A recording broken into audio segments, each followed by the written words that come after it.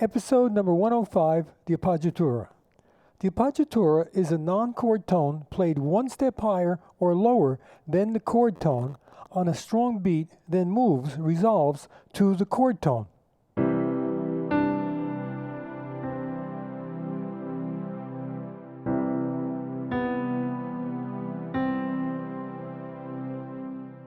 We move from dissonance to consonance, tension to calm, shades of dark to light.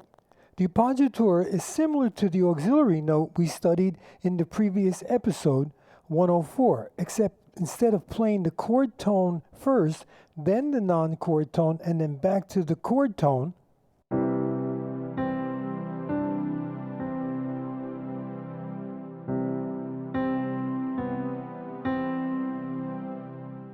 for the appoggiatura, we start on the non-chord tone, emphasized on the strong beat, then we move to the chord tone. The resulting effect is very expressive due to the interaction between the chord and the non-chord tone, which creates varying degrees of tonal color. I'll play it again.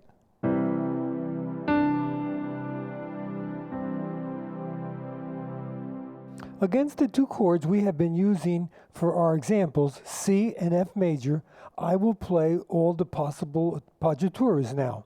For the C chord, the chord tones are C, E, and G. So for each of these notes, the C, the E, and the G, I will first play one note above, for example, D to C, and then B to C. For the E, I will play F to E, and then D to E, and for the G, I will play A to G, and then F to G.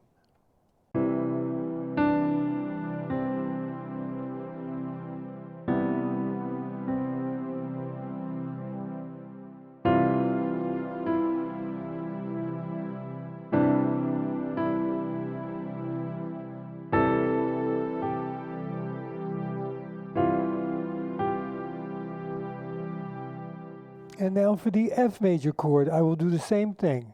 For the F, I will play G, F, E, F. For the A, I will play B, A, G, A, and we already did the C, but I'll do it again. We have D, C, B, C.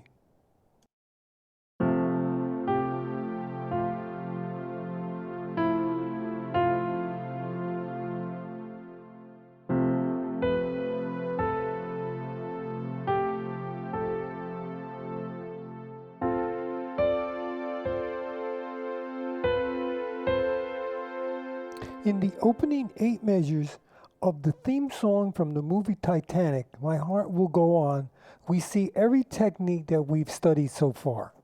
Chord tones, passing tones, auxiliary tones, and the appoggiatura.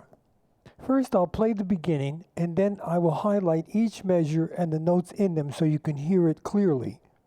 I will play it in the key of C because that's what we have been studying so far. C and F are the 1 and the 4 chord in the key of C.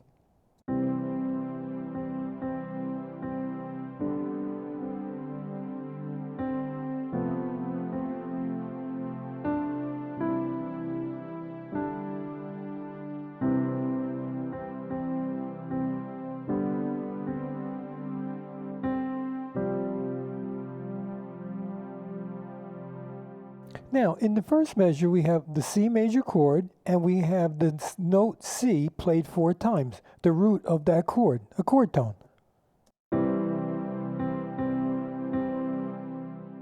In the second measure, we have a G chord. The notes are G, B, and D. Now, the melody, the first note is a B, which is a chord tone, but then it moves up to a C and then another C. The C is a non-chord tone. It's the 4th of that chord. So you'll notice from the B we have consonants and we move to slight dissonance with the C. So let's listen from the beginning.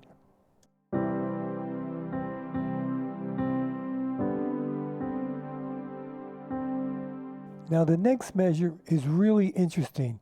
It's the same notes, B, C, but now it's against an F chord. So we have a B, which is 1 step below the C. The C in the F chord is a chord tone. The B is the appoggiatura. We can hear all the color and emotion in that one note. and then we move to light as we move to the chord tone. So when we had the notes B to C against the G chord, we went from light to dark. We went from a chord tone to a non-chord tone. Now the same notes, when the background chord is F, we go from an appoggiatura, a non-chord tone, to a chord tone. This technique is so important in all forms of music because you could play the same notes, but when you change the background chords, the color of the notes change. This is so important when you want to convey a special lyric or emotion. The next note in this measure is a D, which is a passing tone to the first note of the next measure, and E, a chord tone. I will play from the beginning now.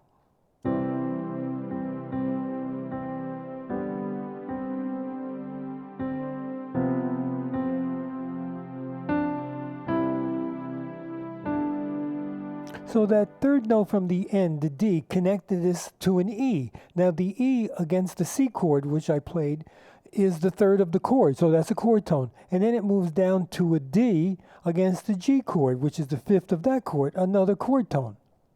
Now I will play the remaining part of this first section of the song, which repeats the first two measures of the song, and then comes to the note G. It rests on the G note against the F chord. So that's a non-chord tone, and it doesn't resolve. It hangs there, sustained against the F chord, creating a great deal of tension at the end of the section. Normally, when you come to the end, the cadence, it's on a resting tone. Here, I will play the end part.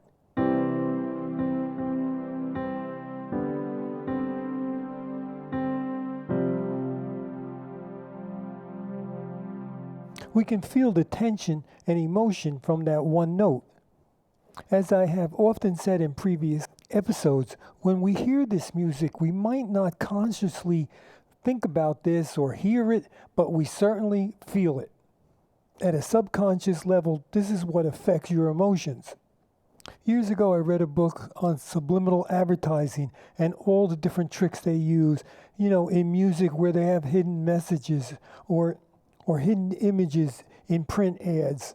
In the movies, years ago, they experimented with having disturbing images go by so fast that your conscious mind is unaware, but for some reason you feel disturbed or scared or whatever they want you to feel. In the middle of this song is really the emotional high point, and that is achieved through the use of an appoggiatura approached by an interval leap. If you're not familiar, the intervals are the distance between the notes. So for example, from C to D would be a second, from C to E a third, C to F a fourth, and so on. And they have names of their quality, but we won't get into that now. But I've done previous episodes on intervals and emotions. But when you have a large interval, in this case it's going to be an octave, the Latin word for eight notes. We're going to jump into an appoggiatura. In other words, we're going to move to an F chord, and the appoggiatura note is the G, and we're going to go from a lower G to a higher G. Anytime you jump a large interval, you're telling the listener this is important. When you jump into a non-chord tone, this appoggiatura, then we have heightened emotion because not only is it on a strong beat, but it was introduced by this large interval. I'll play that for you now.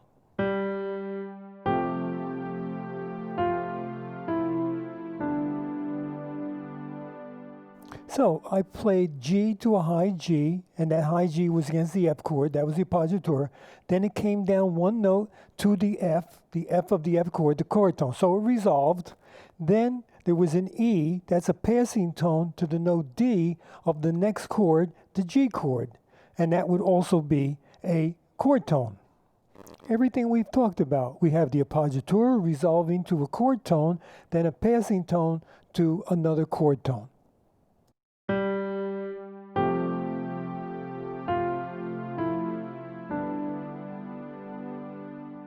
And as I have said often, these techniques apply to whatever type of music style genre that you're into. In an earlier episode, I analyzed the Red Hot Chili Peppers' Under the Bridge, a really emotional song. And when I analyzed it, I saw all the non-chord tones and the techniques we have discussed. Whenever you hear a great improvised solo, whether it's jazz, rock, blues, country, what they're doing is moving in and out of tension and calm. That's what drives the music. Now I will play some backing tracks for you using the C and the F chord because we want to concentrate now on these techniques. Later on, we'll add in different chords, but everything else remains the same, whether it's a passing tone, a chord tone, an auxiliary tone, or an appoggiatura. I have for you 3 backing tracks, all using the C and F major chords, 2 measures each, 8 beats. They each will feature a different rhythmic background. When improvising, remember repetition and repetition with variation is the most commonly used technique in music. Also, playing the same notes either exactly or with variation against different chords creates different tonal colors. Use the C major scale, stressing chord, passing, and auxiliary tones along with the appoggiatura. And now the 3 backing tracks.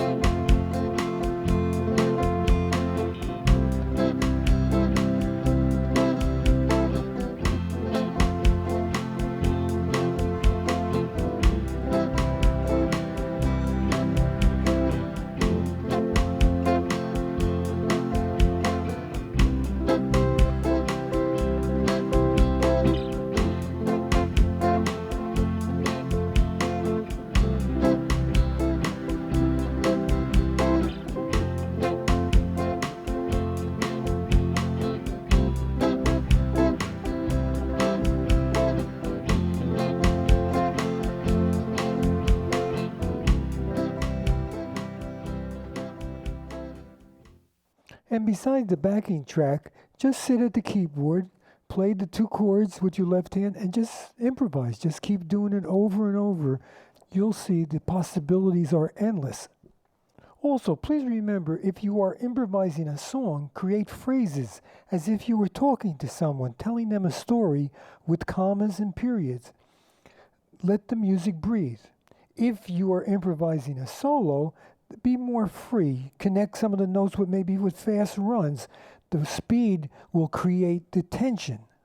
And then when you land on a target tone, then you'll have the resolve, the calm. In our next episode, we will add in a new chord and some more new techniques.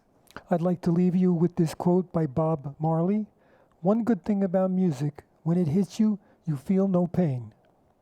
Thank you so much for listening. Take care. Joe.